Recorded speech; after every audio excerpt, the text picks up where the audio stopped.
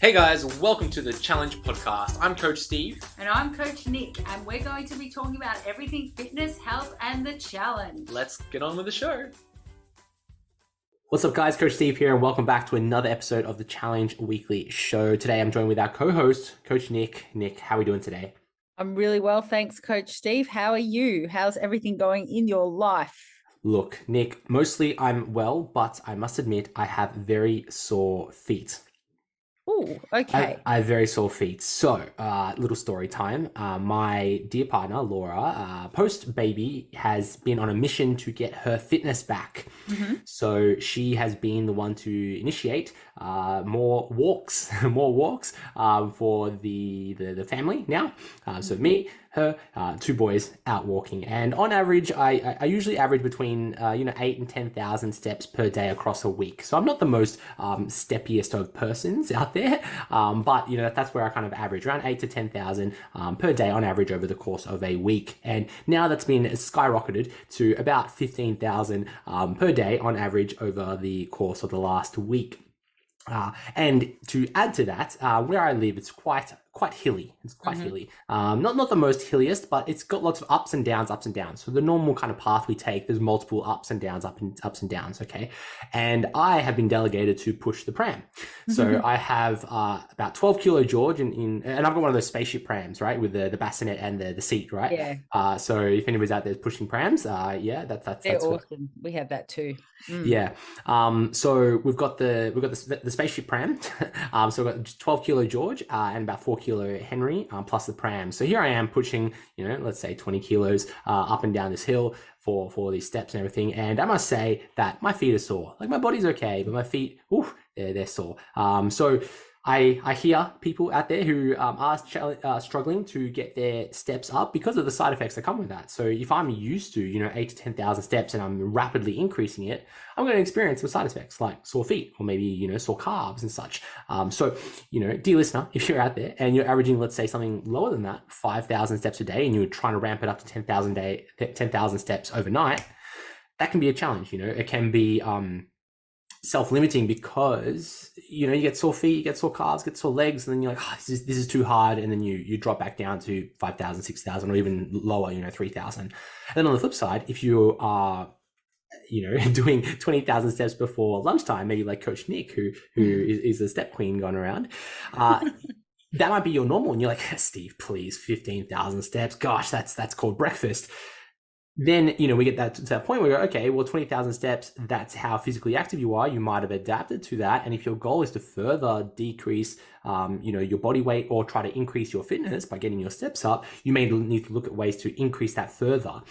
So, percentage wise, that's when we can really start to look at it. If you're going from 5 to 10,000 steps, you're doubling your step count. If you're going from like 10,000 to 15,000, you're increasing about 50%. If you're going from like 20 to 25,000, that's 25% increase.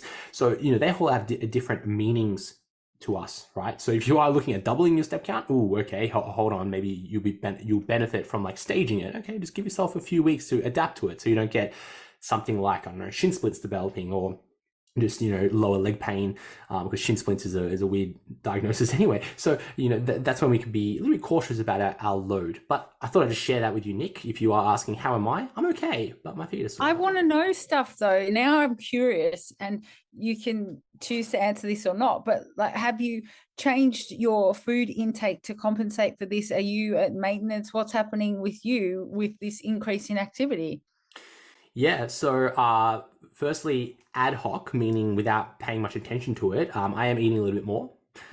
So my hunger has increased, and there's times when I'm like, oh geez, I'm quite famished right now. Yeah. That's without paying much attention to my food intake. However, I'm pretty routine with my food intake. So I'm usually cruising between 2,500 to 3,000 calories per day, and I eat similar foods, Nick. So you see firsthand what I eat in a quite routine spaghetti. way. Right. So that's kind of like one of the big secrets I'd love to tell everybody, that, for long-term longevity in, controlling your food intake is just to repeat meals, get practice around repeating meals. And you'll find that by repeating meals consistently, you will start to average out your food intake. And then you can get a good ballpark where you're like, I'm, cruising around this number. So then when you want to make a change, like, hey, I want to lose weight, or I want to gain weight, you could just be like, all right, I'm just going to, increase it by this small amount by adding a portion here or adding an extra serving here or maybe an extra meal here. Or the other way, if you want to lose weight, you go, okay, cool, I'm just going to, reduce my intake slightly. So Nick, to answer your question, without paying too much attention to it, I'm noticing my hunger has increased and I am tending to eat my food quicker. But, we're quite controlled about what we're eating in a respectable way. But it's overall benefits, right? Because, our step count is probably the most effective way to improve our cardiovascular fitness and increase our physical activity throughout the day. And that's translating nicely over to my training. So one of my limiting factors around my weightlifting is my cardiovascular endurance. So when I'm doing, let's say, sets of 8 to 12 on a squat, I'm usually out of breath before my legs are tired. So by increasing my overall fitness, I'm finding that my strength is improving. So that's not an open ticket to say, hey, everybody needs to do cardio. However, if you find that your limiting factor is your cardiovascular fitness, you might benefit from increasing the amount of physical activity you do so you can increase your aerobic capacity for work. And that's what I'm finding in my training. Love it. Look, I must say, I reckon that's one of my secret weapons over the years, just my cardiovascular fitness. It allows me to push those extra reps without dying in the ass, with reasonable form. So, I mean, that's my very educated opinion. Without dying in your ass. Love it. No, cool. Well, look, just to highlight again, just so no one misunderstands what I'm saying here. In most cases, we don't need to do formal cardio. Now, what I mean by that is, you need to go and slog out on a treadmill for half an hour or the elliptical or the bike or anything like that. In most cases, we don't need to do that. In most cases, just simple physical activity, something like walking, is more than enough to, one, increase our cardiovascular fitness, and two, act as an energy expenditure tool to increase how much energy we're expending to tip the scales into that energy deficit if our goal is for weight loss. Okay, so you don't need to do cardio. Walking is plenty, and the best way to measure walking is by measuring how many steps you do, right?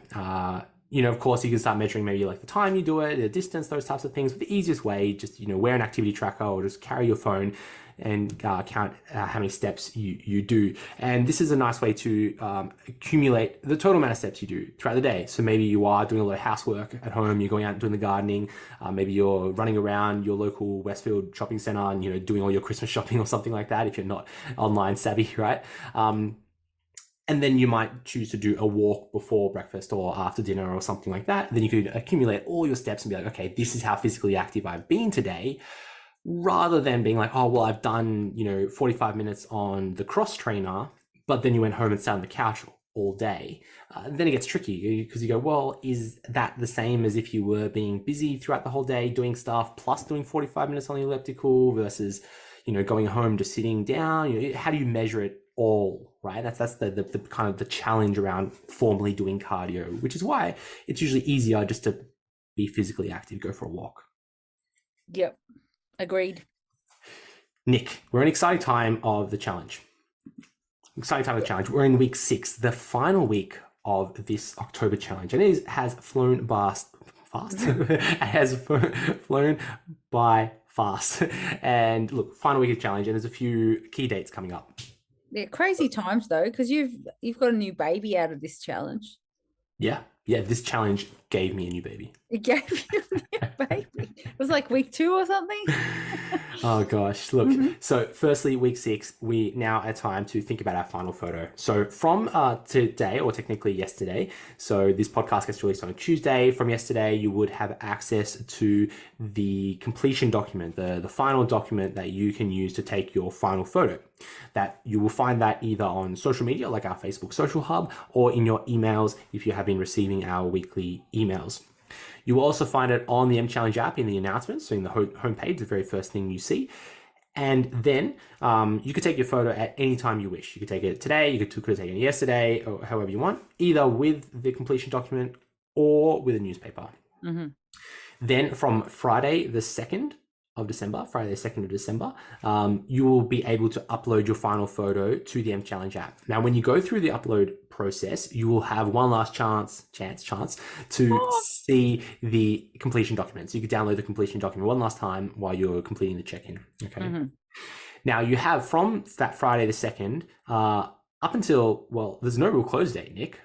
There's no real close date. But the next part of it is that public voting opens on Wednesday the 7th. So you would want to upload your final photo before Wednesday the 7th, so that when other challengers log in to vote, your images will be there so that they can vote for you.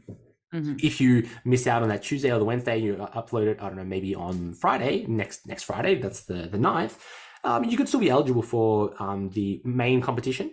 You may not have had a chance for everyone to vote for you because they might have jumped in on Wednesday to vote, but you can still be eligible for the final competition. So there is a little rush, but not a big rush to upload your final photos to the M Challenge app. Okay. Yeah, chill out, but don't chill out. Now, public voting closes on Sunday, the 11th of December. Okay. So first thing I'll say about public voting is that it is separate to the main competition. It does help to shape the finalists, but it's very different to our judging process. So what that means is if you didn't get in the top 50 of the public votes, you may still get in the top 50 of our judges' votes. Similar, if you didn't get in the top 10, or maybe you didn't get the top place in the public vote, you could still win the challenge. You could still get in the top 10 because it's different.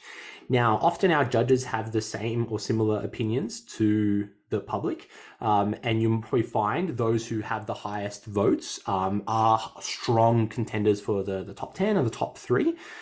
So what we do is we try to spread out our prizes. So instead of those who maybe have the most votes, that one person takes out a top 10 prize, first place prize, and People's Choice prize, we like to share our prizes around. So we give out our People's Choice prize to the person with the highest votes that is outside of the top 10.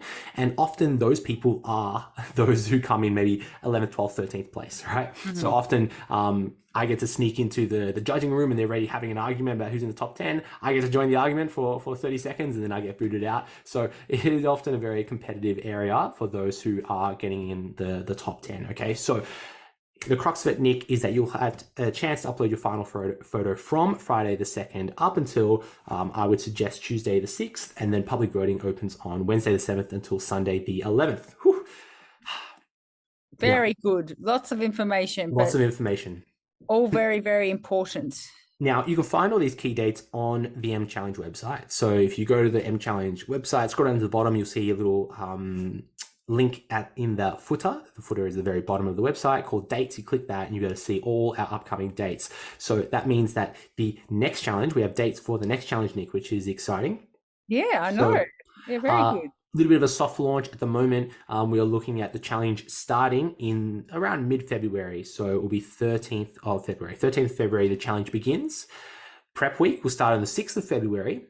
And then we are looking at opening registrations from the 16th of January. Okay. So you would be able to register from the 16th of January, the middle of January.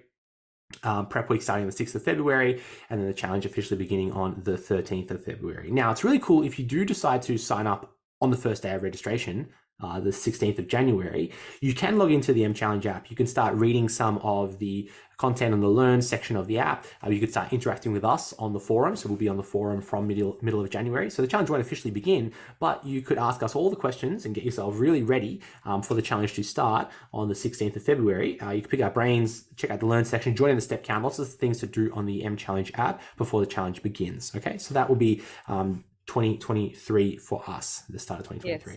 Yes, definitely sign up and get in there and learn how to sync your activity tracker before it starts. Yeah. That's my top tip for next year. No, so good. Now, look, Nick, once the challenge concludes on the 4th of December, you'll have access to the M Challenge app up until Christmas. Okay, so you'll have 3 weeks after the challenge to have access to the M Challenge app. So you can complete workouts, you can follow your nutrition plan, you can ask us questions on the forum, you can engage in the Learn section and step counts, all the good stuff. So you'll have access up until Christmas. But the challenge is still set to finish on the 4th of December. Super cool.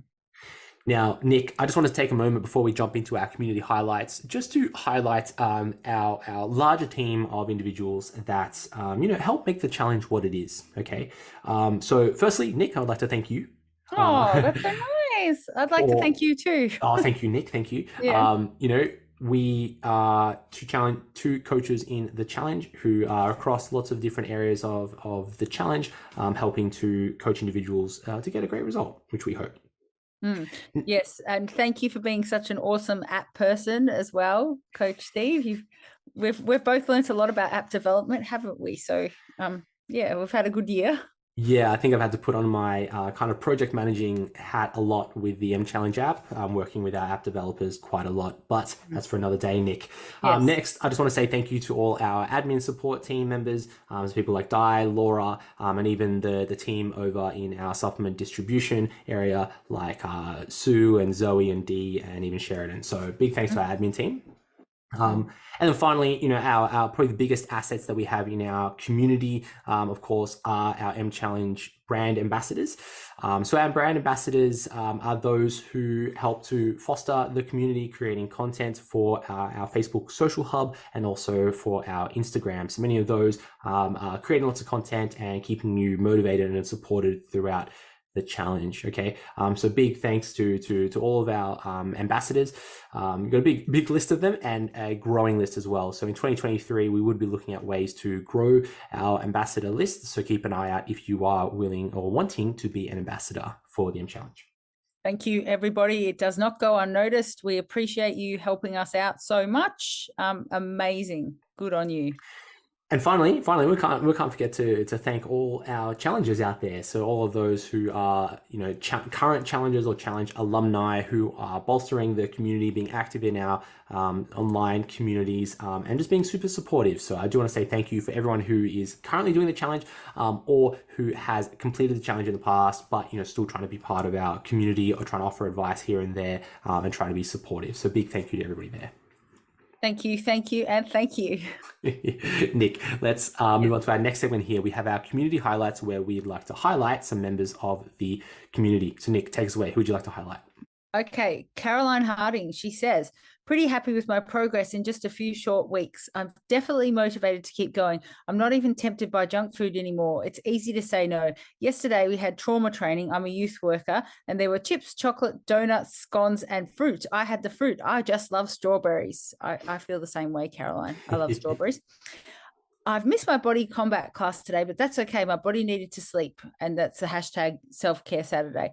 I'm going to have a relaxing morning and then see family and friends. My goal is to increase my steps today and make sure I'm over the expected 12,000 for my program and aim for 20,000. So that's sort of similar to what you were talking about, Coach Steve.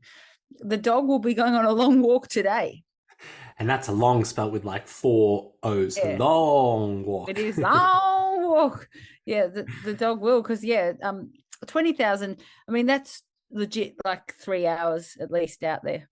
That's a lot of walking, and my dog would not be able to do that. My little cavoodle, she starts to run away from me when I say, "Come on, walk time." She does not like it. She would like you to carry her. Oh yeah, I can see me in the future with a little dog stroller. My little dog's in the little pram itself. You know the ones I'm talking about. And I push my dog around. Yeah. That's me as old man Steve. I can see it now. Yeah, because you let her get away with stuff, but that's also another topic for another time. All right. So Laura McWinspar. So she says, went to our work Christmas show tonight. As we were leaving, they brought out Cheesecake Shop cheesecake. Thankfully, I listened to the podcast and Coach Steve killed my that won't hurt mentality after dobbing them in for how many calories is in a piece. Went home without cheesecake. Probably the first time in history I've turned down cheesecake. Thanks, Fit Fam. Thanks, Coach Steve. I'm sorry, Laura, for ruining your cheesecake experience. But hey, now you're just a little bit more aware of how many calories. And again, you can make it work if you'd like to. If you choose to have, let's say, 500 calories of a small slice of cheesecake, you can do it. Or you can have a nourishing large meal of let's say chicken, broccoli, and rice, similar calories. But the question, which is a little bit rhetorical, of what would be more nourishing for your body. And Laura, it sounds like you have made that decision. Love it. All right, Tammy Denning. So Tammy's been very active lately. This one here is a throwback Thursday, last November versus this November. So there's a picture, so you can go have a look under the hashtag Throwback Thursday on our Facebook group for this picture. But she says, lifting only smaller weights and not even trying to attempt heavy weights. I'm completely happy with both these photos, though, as I learned so much about the nutritional side of things with food. I need to fuel my body fuel my body with my career and daily life last year. Every day is a learning curve, and you just got to do what works for you and what you're comfortable with. Have a fabulous Thursday. So I think Tammy's trying to say that she's completely changed her approach to everything, and especially her food intake. And I think she's proving that every day by showing us what she's eating. And I think that's amazing, because she's realized that I think sometimes, for women, you underfuel yourself and you think that's going to work, and she's flipped the switch. So good on you, Tammy. That's awesome, Tammy. Big congratulations. Nick, I'd like to highlight a few people this week. First one goes out to Nathaniel Generette. And this is a scale victory, SV. And scale victory is under 100 kilos for the first time in a long time. And I like it. It's simple. And, that could have a lot of meaning for Nathaniel, going from 3 digits to 2 digits, being under 100 kilos, and that's something to celebrate. And often, we find challengers want to reject the scale, reject how much they weigh, and that's fair enough. We don't want to attach a lot of meaning to the number. It's just simply data, but this is a bit of a win for Nathaniel. Getting under 100 kilos can be, have its own meaning. So big congratulations, buddy. Definitely. Well done. Very good. Oh, excuse me. Oh, it made me sneeze. Yes, Shane would like that one, because he hovers around that 100. Yeah. I cruise just over 100 kilos. But I'm pretty content with that. I don't really have any goals to get under 100, but that's totally fine. So, everyone has their own goals and meaning behind that number. So, big congratulations, Nathaniel. You would have 87.5 kilos of lean muscle. No, right? don't be like that, Nick. No. That's a good thing. It's 100% what you got. Nick, next I'd like to highlight Judy Kennedy, and this post was on the forum, and Judy writes, 2 days in a row, the smell of toast cooking in my house has almost caused me to crack. Lucky for me, I had strategies in place thanks to mindfulness training of my brain. I grabbed a shaker, threw in some water, a scoop of Maxine's iced macchiato protein powder, shook it up, and just so emotional, love it. Iced coffee shake. Diet disaster averted. Now to have a banana and do my day 3 session.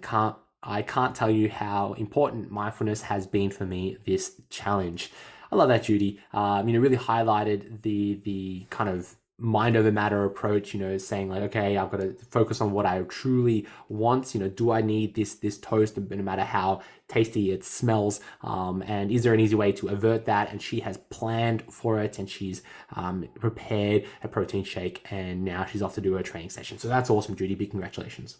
Amazing. Well done, Judy. I think just being aware of food is the first step. Being aware of and prioritizing and choosing what works for you at the time. That's the first step. So well done. Finally, here we have Trisha Bell, and Trisha writes, hashtag NSV, non-scale victory. I had a big win for me. I resisted cold rock ice cream when celebrating with the family. Usually I would cave in. I like this one. Short and sweet. Trisha, very similar to Judy. She was in an environment where she had temptation in front of her and she resisted. Maybe she substituted it with something else. And, she would normally cave in, but she didn't. So big congratulations to Trisha. Very good. Very good. Everybody seems to be becoming very aware of everything that they're putting into their mouths, which is, as I said, the first step. And then the second step is to let that all go and we'll talk about that another time, but I love it. I love the awareness that everyone's got right now. Love it. Yeah. I was going to elaborate on that a little bit, Nick, where, I think we all have a finite amount of willpower. There's only so much so many times you can stare at that chocolate bar before you decide to open it up and eat it. And you might be, 1 time, 2 times, 10 times, 100 times. Eventually, we're going to give in. And that's compounded when there's other mental stress in our life. So if you've had a stressful day at work and that's taken a lot of your mental willpower to focus on that, you come home, you see that chocolate bar, your willpower is diminished, bang, you're going to eat it, right? So we would need to, one, prepare for when our inhibitions are disinhibited, meaning that, if you inhibit it all the time, say, no, but eventually give in, what are you going to do? And Judy's had a great example where she's had a protein shake afterwards. Next, we need to respect that disinhibition, where if we reject, let's say, chocolate over and over again, or for me, if we reject hummus over and over again, as soon as you have a taste of it, bang, the floodgates are open, you're going to eat all of it. So we do need to appreciate that maybe you may benefit from just saying, okay, I'm going to enjoy a piece of toast, or I'm going to enjoy some cold rock ice cream, I'm going to enjoy a slice of cheesecake, I'm going to make it fit into my program so that when eventually I do give in, I'm not going to eat the entire cheesecake. I'm just going to say, okay, I'm content with maybe half a slice or, a couple of bites, and that's it. Exactly. And yeah, just know your body, but also know yourself, because sometimes, like you with your hummus, sometimes you just know that you can't stop. So you don't have it around that much. No, exactly.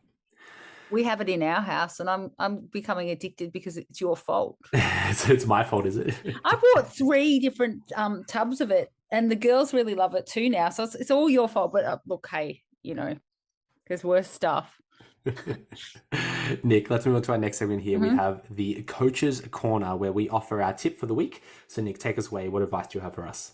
Okay, so my advice this week is just about our beautiful Facebook community. Now, I believe we've probably got about 9,000 people in this community, which is amazing. To make sure that we are catering for everybody, and also staying within our scope, it's best to not post things that are necessarily too personal. Now, that's up to everybody sort of to decide what they'd like to share and what they wouldn't. But primarily, and you can disagree with me, Coach Steve, but I feel like you'll agree, our group kind of needs to stay within our scope, which is all about amazing food ideas, which we see people doing, which, I'm constantly copying what people are doing there. Training videos. We'd love to see more of your training videos. I would love to see you guys in action in the gym. Don't ever feel like you can't pop something up of that. And also, your flexes, why don't you start making them into little videos as well, not just pictures, like active flexes? That'd be good. We'd love to see your transformations. It doesn't matter how long you've been going for. It doesn't matter where you've come from. Break the ice and pop yourself up there. And of course, your training and nutrition questions. Just remember that primarily we sit on the forum as coaches. So that's where you'll probably get the most up-to-date and, I suppose, educated advice, just because that's within our scope. And also, I'd just like to take this opportunity to ask you guys, you can respond any way you like to this podcast. Just what would you like to see from us moving forward in the group as well? But just remember, in terms of massive details about all sorts of bits of your life, it feels like the community is so supportive and it's so amazing. But food, training, transformations, and nutrition questions and training questions, mindset questions we can do. Let's just keep it all in that realm, so then when people are looking through, they can be inspired by all of you. I like it. I think that we if you wish to engage with our communities, you will benefit, because those who are more active in our communities often get better results. Yeah, 100%. If you are looking for ways to get involved in our communities, firstly, you might start by simply liking content that you like, commenting on content that you enjoy, and then looking for ways to create your own. And Nick's highlighted some great examples, maybe what you're eating, or maybe give us an explanation of how you prepared that food. Show us how you're training or what you're training. That was always really cool and exciting to see. We love those. Oh, it's my favorite. Yeah. And then how you are going in the challenge. That could be your transformation photos, maybe how you're looking after yourself on Self-Care Saturday, or how you are getting your steps in throughout the week. or maybe even on Sundays, showing us how you're preparing for the week. Maybe you're doing some meal prep, or maybe you're laying out your clothes, getting engaged with the community often leads to really great results. Perfect. Yeah. So don't be shy, get out there, show us your transformations, set your goals. That's a good one as well. Just write them down. And once they're written down, you'll find that they'll probably come true. Yeah. As long as you action them. All your dreams come true. All of them. It's like Disney. When you make a wish upon a star, Nick. Yeah, I know you know this stuff because you used to be a prince on a cruise, right? No, not a prince, but that's okay. Yeah, I used to did do the cruise ship rounds. That was good times. Not a prince. Not a prince though. That's no. Even an option. It's like I wasn't a prince, but Nick, I would like to talk a little bit about my experience going to childcare. Going to childcare or going to daycare. Okay. So I've been looking to put baby George into a daycare. Okay. So he can socialize with more kids, give me more time with little Henry. And I went out and did a tour of a daycare, and I was promptly corrected when I called it a daycare or childcare, that it is a early learning center. Okay, so it's an early learner center, not a daycare. Okay, cool, no dramas. And then doing the tour around the early learning centers, I was amazed about the language that they use at the early learning centers. So everyone that worked there were all educators, right? So they weren't, staff or daycare babysitters. They were educators. Cool, awesome. Toys, they didn't call them toys. They were resources. Cool, awesome. The activities that they did, they called them experiences, and they're all about different sensory experience and learning experience, emotional experiences out there. And I thought it was really cool because I think that for many of us, we look at things like childcare or maybe babysitting as like a lower rung activity. Oh yeah, you just work as a babysitter or a childcare activity person. But the whole industry has looked at ways to improve themselves and change the language that they use. And it starts with language, and corrected me with my language and saying it's an early learning center. It's where kids go to start learning early. They use resources, they have experiences, and they learn from the educators there. And I really enjoyed the way that they were looking at upskilling and raising the standard of what they do in their career and in their profession, which I loved. And I think that that's something that we can transfer over to the fitness world. Okay.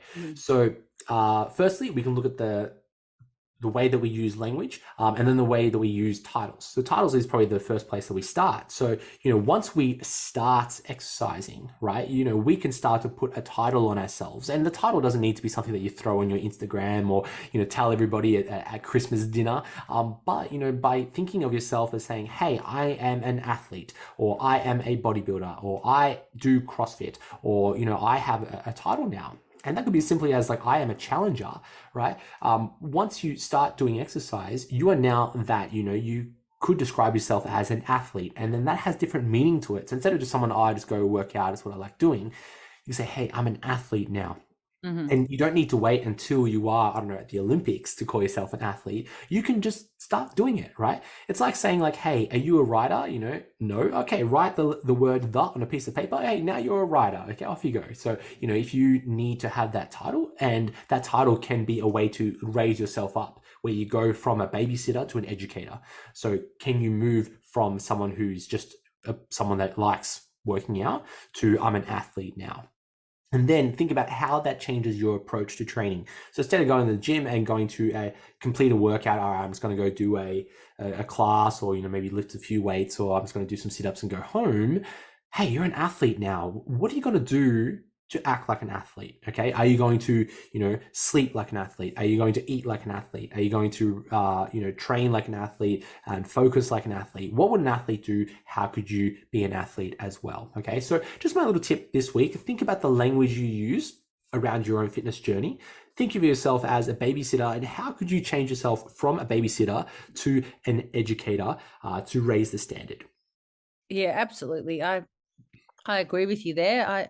I think some people are afraid to give themselves that title. But I think once you do, you actually start to think like that, like an athlete, Basically, if you're in the gym and you're training and you're training for a purpose, you are one. So That's you have right. the responsibility of being one as well. So that comes with, you look after your recovery, your sleep, your nutrition, everything to uphold the standards of being one. That's right. Yeah. And, sometimes we do put on the pedestal, like take bodybuilding, for example.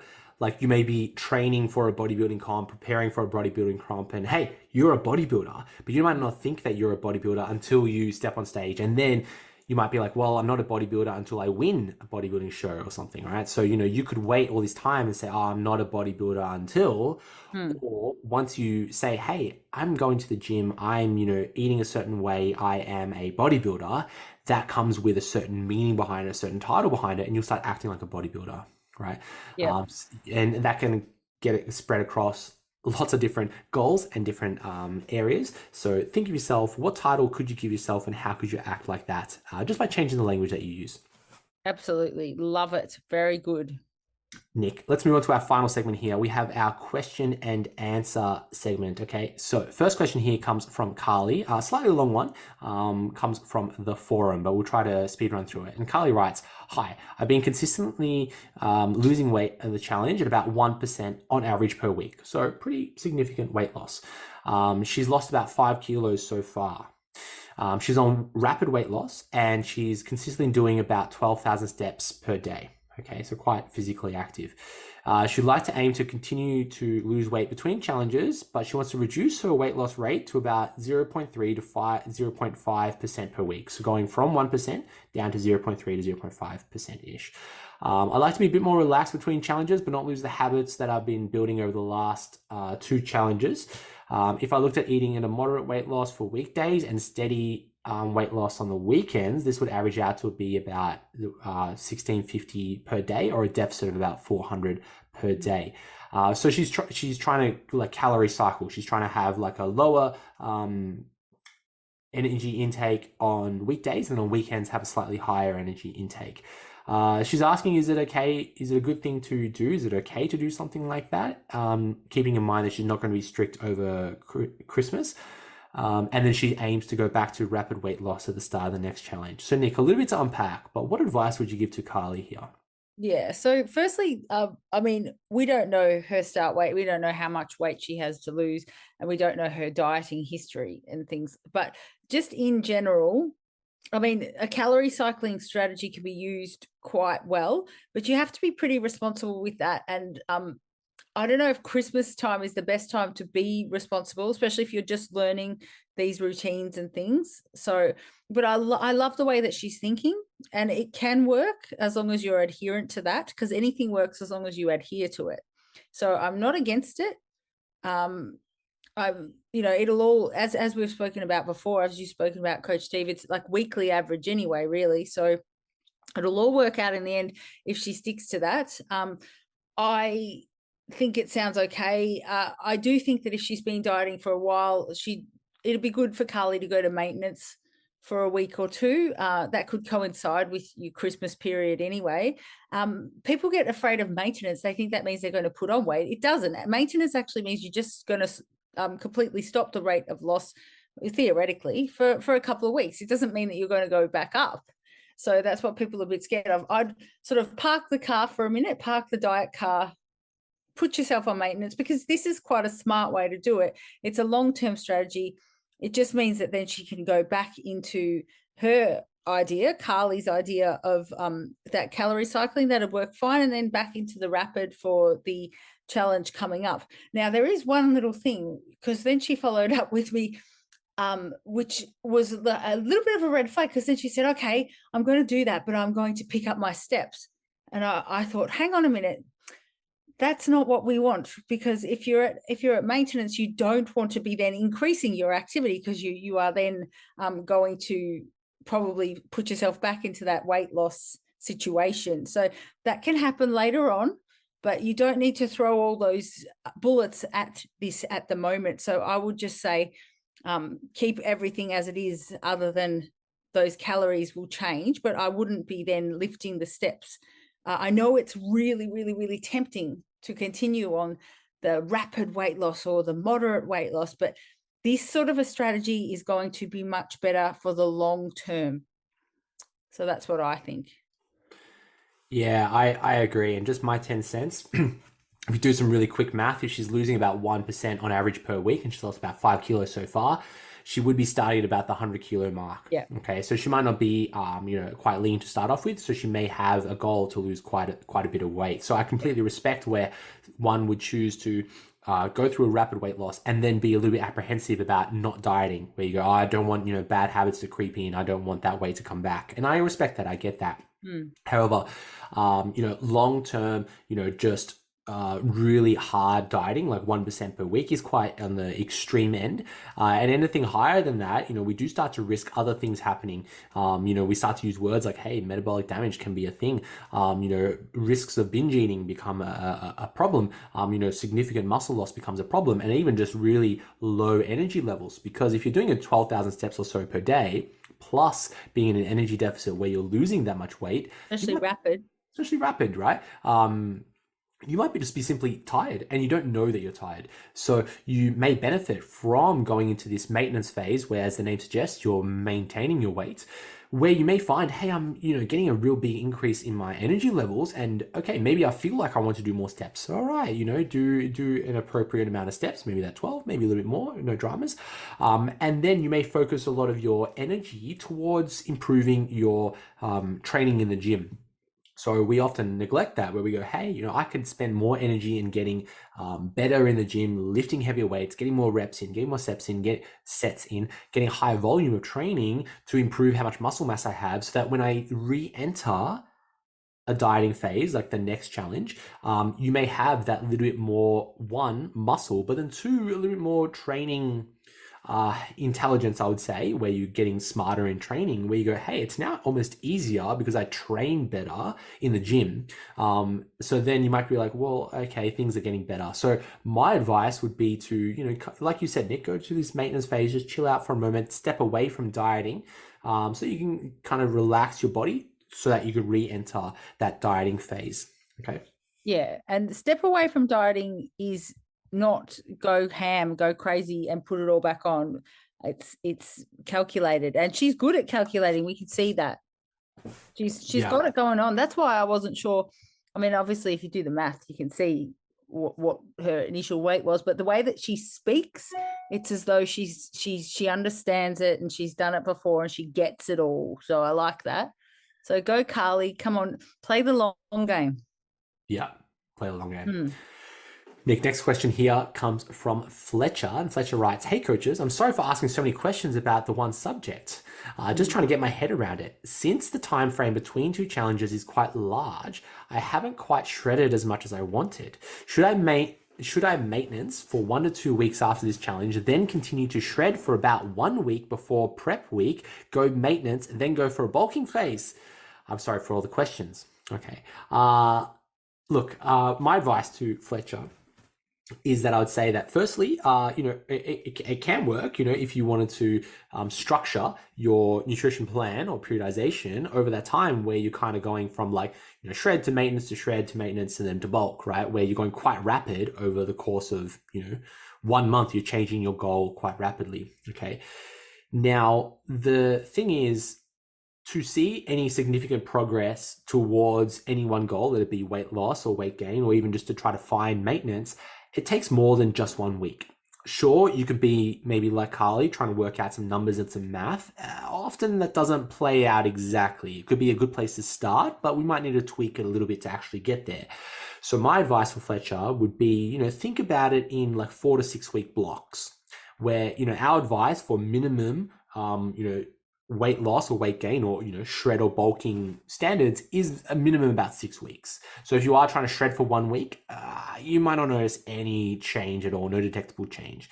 You're trying to bulk for 1 week, you're not going to notice any significant change. Okay, so it may be easier and better to focus on, you know, a maintenance phase for 4 to 6 weeks, then you know, move into that kind of weight gain phase. So maybe at this stage you continue your weight loss phase until you reach a point where you go through a maintenance phase for 4 to 6 weeks. Then when the challenge begins, middle of February, you transition into a weight gain phase, and then you follow that weight gain phase for that like 6 to 12 weeks. We recommend 6 to 18 weeks for a weight gain phase. Gaining weight at a rate of about 0.5 to 1% per month. So a much slower weight gain rate than we recommend for a weight loss rate. So Fletcher, the main takeaway is think of it in blocks rather than weeks. I like it. Yeah, I like where you're going with it, Fletcher. I like your questions. Never stop asking questions. That's how you get better. That's right. Nick, next question here comes from Lisa. And Lisa writes, "Hi, I'm just after some advice on nutrition. Last week I injured my back and have pinched a nerve, which has halted my first ever challenge, unfortunately. I have continued with my nutrition plan and managed to keep up with my steps, although I'm a lot slower.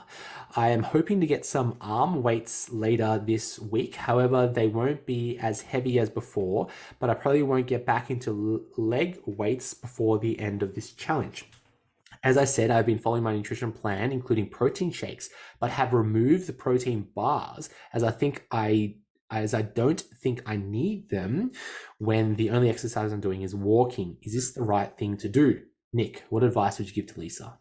Okay, so a protein bar or a piece of chicken, it's protein. So it's I can see where it's a bit I guess confusing for people, where people think that if you're not exercising, you don't have to have the thing that sort of represents the exercise on the plan, which is, oh, that protein bar, but you still need to have protein. So protein as a macronutrient, you can swap it around. You don't have to have the bar, but you still have to have your designated amount of protein for the day. That's the second most important thing to having your calories for the day, especially if you're dieting and you're risking losing muscle. We want to keep that protein intake up. So I would say to Lisa, absolutely keep that protein intake up.